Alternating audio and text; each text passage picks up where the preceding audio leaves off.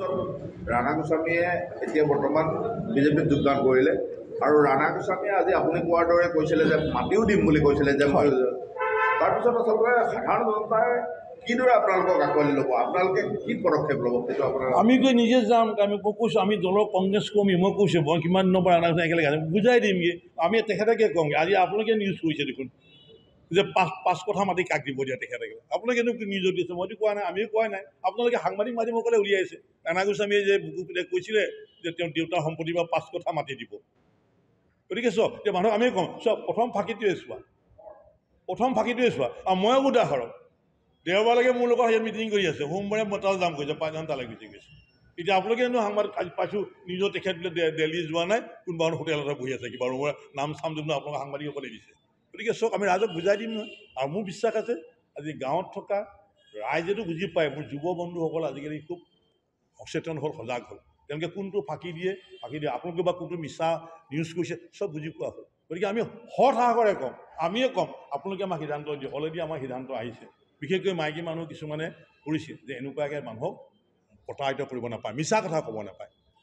মই আজি কৈছোঁ নহয়, তেখেতৰ পঞ্চায়তৰ 54 পঞ্চায়তৰ এগৰাকী মহিলা কালি বৰ দুখেৰে কৈছে, এসময়ত পঞ্চায়তৰ সভানেত্ৰী আছে, কালি মোক কৈছে বিতুল মই শুনি আচৰিত হৈছোঁ, বাইদেউ আপুনি কি ভাবিছে? মই কেতিয়াও নাযাওঁ, মই তোমাৰ অফিচলৈ কাইলৈ গৈ আছোঁ। মই কৈ দিছোঁ তেখেতৰ পঞ্চায়তৰ মানুহ, তেওঁ ঘৰৰ ওচৰৰ মানুহ, য'ত মই নামে চামে কৰি দিম তেখেতে হেৰি কৰি দিব। ইয়াত ক'লে যে আমি খুব দুখিত পাইছোঁ, এইটো কাম কৰিবলৈ ভবা নাছিলোঁ। তেখেতৰ নিজৰ ৰাণা গোস্বামী ডাঙৰীয়াৰ পঞ্চায়তৰ মানুহ, নিৰ্বাচিত সদস্য আছিলে, খালি দুখ কৰিছে মোক। এতিয়া মোক কৈছে মই আপোনাৰ ওচৰলৈ যাম, আমি বহি কথা পাতিম যে কিয় আমাক কিন্তু চাওক গাঁৱৰ মানুহে বুজি পোৱা হ'ল। কালি বহুত মাইকী মানুহে মোক ফোন কৰিছে, আজিও কৈ ফোন কৰি আছে, ইমান মানুহ প্ৰতাৰণা হ'ব পাৰে নে? আমি যাক ইমান বিশ্বাসত লৈছিলোঁ, ইমান বিশ্বাসঘাতক হ'ব পাৰে নে? যিটো মোৰ আজি মোৰ ভাইটি এতিয়া কিষাণুৱে কৈ গৈছে, কিবিলাক তেখেতে বিশ্লেষণ ব্যৱহাৰ কৰিছিল গাদ্দাৰৰ লগত, আৰু কি কি শব্দ লগাইছিল। এটাতো বেয়া শব্দ কৈছিল মাইকী মানুহৰ লগত, বেয়া মাইকী মানুহৰ লগত কৈ, কিন্তু আমি সেইবোৰ নকওঁ। কিন্তু আজি যে সেই শব্দখিনি আমি এতিয়া আপোনালোকে কালি লিখক পেপাৰ, যে আপুনি কোৱা পেপাৰবিলাক মই অনুৰোধ কৰিছোঁ আপোনালোকে যদি সাংবাদিক বন্ধুসকলক লিখক যে আপুনি যে এই শব্দবোৰ কৈছে, যে শব্দ আপুনি কাৰ ক্ষেত্ৰত ব্যৱহাৰ কৰিছে, এবাৰ লিখক না আপোনালোক, মই অনুৰোধ কৰিছোঁ। লিখক যে গোস্বামী ডাঙৰীয়া আপুনি যদি এইবিলাক কথা কোন লাগিছিল, আৰু কোন কথাত কৈছিল, এইবোৰ ৰেকৰ্ডিং চাগে আপোনালোকৰ গুৰিত আছেই, লাগিলে আমি দি দিম কোন তাৰিখে কি কথা কৈছিল। কিন্তু আজি দেখিছোঁ মই ধেৰ আমাৰ ইয়ালৈ আহিছে, কোন তাৰিখে কি কেছ হ'লে। কালিতো এজন আপোনালোকৰ উকিলে কৈ আছে দেখোন গোটেই কথা, এজন উকিল এজনে আজি চব দেখাইছে, আপোনালোকৰ পেপাৰ কাটিকে দেখাইছে, আমালৈ আহিছে ক'ত কি কেছ হৈছিল, কি হৈছিল, কিবা বোলে কিবা চাউলৰ কেলেংকাৰী, কিবা স্লিপাৰ কেলেংকাৰী, কিবা এজন মানুহ এজন আছিল, কিবা বৰা বুলি এজন মানুহৰ লগত কিবা গণ্ডগোল হৈছিল, সেইবোৰ কথা চব মই কোৱা নাই, আপোনালোকে দেখাইছে। আজি সাংবাদিকক লিখা পেপাৰবোৰ লিখি কাটি দিছে, চওক আমাক আছে। গতিকে চওক গাঁৱৰ ৰাইজে মই কৈছোঁ সজাগ আৰু সচেতন হ'ল, বুজি পোৱা হ'ল শুদ্ধ কোনটো মোৰ ধাৰণা। গতিকে মই সেইকাৰণে কৈছোঁ যে আমি গাঁৱলৈ সেইকাৰণে যাম, গাঁৱৰ মানুহে বুজি উঠিছে, আৰু যেতিয়া আমি কথাটো কমকৈ বুজি উঠিব, আমি কাইলৈ পৰহিলৈ পৰা আৰম্ভ কৰিম। কাইলৈ মোৰ ইয়াতে অসম প্ৰদেশ কংগ্ৰেছৰ বিষয়ববীয়া আহিব, প্ৰথমতে ইয়াত থাকিম, একো নাই, আমি কালি অকল চাহ একাপ খাব মোৰ লগত। তাৰপিছত মই 3টা সমস্যা আমাৰ আছে, দ্বিতীয়টো মানুহৰ লগত কথা পাতিম। ইতিমধ্যে মোৰ বহুত জ্যেষ্ঠ কংগ্ৰেছ কৰ্মীৰ লগত আলোচনা হৈছে, নিজে মোক ফোন কৰিছে যে মনত দুখ পালোঁ যে এনেকুৱা মানুহ থাকে যে সমাজত। গতিকে আমি গোহাঁইদেউ আপোনাৰ লগত আছোঁ, আৰু সেইটোৱে আজি মোক বহুত সাহস দিছে। এই গোটেইকেইদিন মোক এনেকুৱা এজন মানুহ নাই যিজনে মোক ডাউন দিছে বা আমাৰ কংগ্ৰেছৰ যে বেয়া হ'ল বুলি কৈছে। মই খালি দেখিছোঁ আপোনালোকৰ সাংবাদিকৰ বা দুজন লিখা দেখিছোঁ যে কংগ্ৰেছ শেষ হৈ যাব নেকি, কিন্তু মোৰ বৰঞ্চ গোটেই কংগ্ৰেছ, কি পুৰুষ কি মহিলা কি যুৱক সকলে আমাক কিন্তু উৎসাহ দিছে, আমি আছোঁ, আমি এতিয়া আনন্দিত। এতিয়া বোলে আমাৰ মনৰ কথা মুকলিকৈ কৰিম, কি কাৰণে কৈছে ক'ব নোৱাৰোঁ, সেই শব্দটো খুব কৈছে, এতিয়া আমি মনৰ কথাবিলাক মুকলিকৈ ক'ব পাৰিম, সেই কথাটো কৈছে। ধন্যবাদ। সাংবাদিক মাধ্যমে আমি শুনিছোঁ, গতিকে আমি শুনিছোঁ আজি শুনো জইন কৰিব, কোৱাৰ লগে আমি চিয়'ৰ হৈ যাম।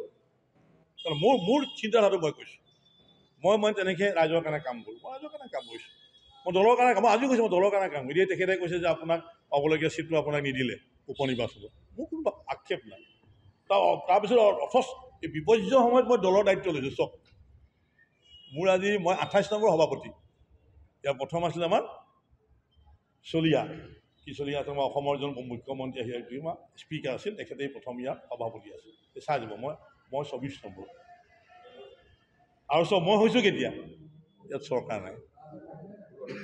অসম ভাৰতবৰ্ষত চৰকাৰ নাই, যোৰহাটত অসমত আমাৰ দলৰ চৰকাৰ নাই, আৰু তাৰ মই দায়িত্বটো সগৰ্বৰে পাতি লৈছোঁ যে মোৰ বিশ্বাস আছে মই কংগ্ৰেছক আগুৱাই দিম।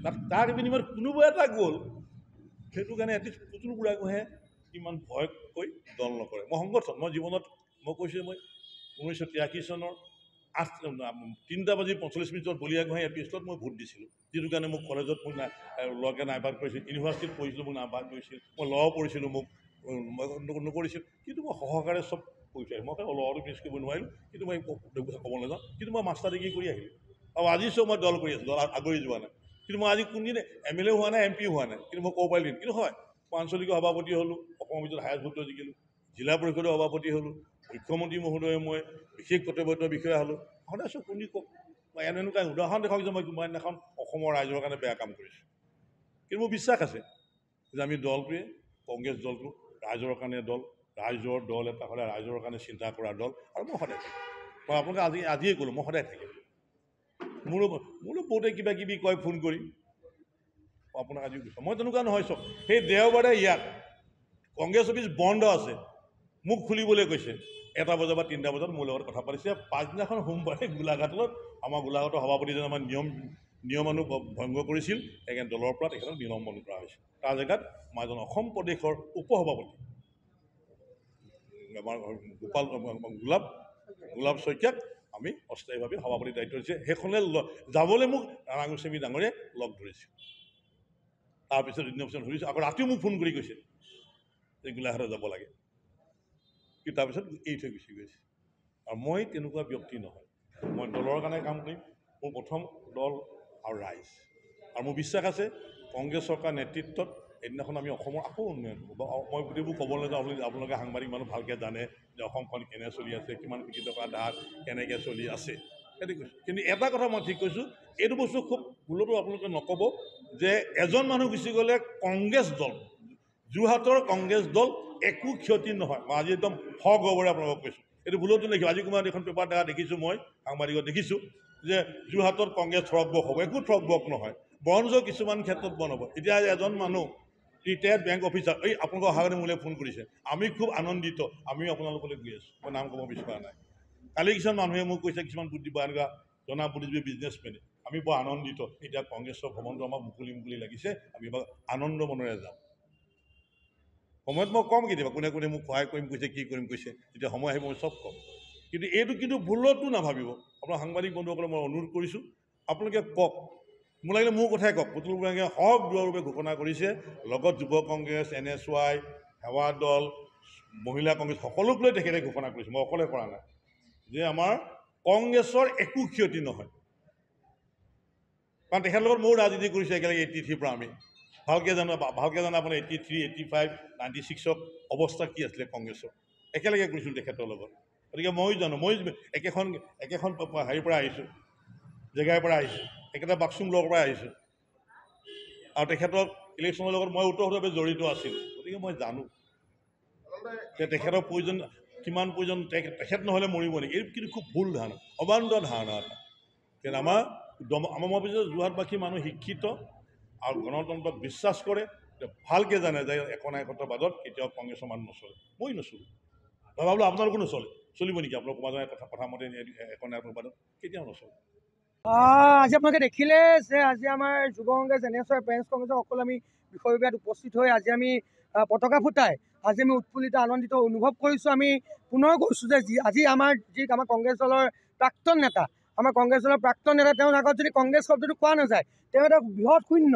আজি ৰাণা গোস্বামী ডাঙৰীয়াই যিমানেই ডাঙৰ দাম্ভিক কথা নকওক, তেওঁ আজি যি পজিশ্যনত আছে বা যিটো জেগাত আছে, সেই স্থানলৈকে তেওঁক লৈ যোৱা দলটো হৈছে কংগ্ৰেছ দল। এই হাতৰ চিম্বলটো আজি দেশত তেওঁ শূন্য সম্পূৰ্ণভাৱে ইতিমধ্যে কোৱা বিভিন্ন সংবাদ মাধ্যমত আমি প্ৰচাৰিত বাতৰি শুনিছোঁ যে 0+0 কি হয়, শূন্যই হয়। আজি দেশত যোৰহাট জিলা কংগ্ৰেছৰ মানুহে আজি উৎফুল্লিত আনন্দিত, কাৰণ ৰাণা গোস্বামীৰ যিটো হেঁচা আছিল, যিটো চাপ আছিল, আজি ব্যক্তি তেওঁ যেনেদৰে ডমিনেটিং এটা ৱেইট তেওঁ সংগঠন চলাব বিচাৰিছিল, যোৱা 3টাকৈ দশকত তেওঁ যোৰহাটৰ এজন নেতা ওলাবলৈ নিদিলে। তেওঁ এনেকুৱা এজন আক্ৰোশমূলকভাৱে তেওঁ ইউথ কংগ্ৰেছ হওক, NSY হওক, যুৱ কংগ্ৰেছ, সেৱা দল সকলোতে তেওঁ আধিপত্য বিস্তাৰ কৰাৰ স্বাৰ্থত তেওঁ দক্ষ মানুহক সদায় তেওঁ বিচলিত কৰি ৰাখিল, আঁতৰাই ৰাখিল। কিন্তু আজি তাৰিখত যোৰহাট জিলা কংগ্ৰেছ সম্পূৰ্ণভাৱে মুক্ত। আমাৰ বিশ্বাস যে পুতুল বৰগোহাঁইদেৱৰ নেতৃত্বত যোৰহাট জিলা কংগ্ৰেছে শক্তিশালী ৰূপত আত্মপ্ৰকাশ ঘটাব।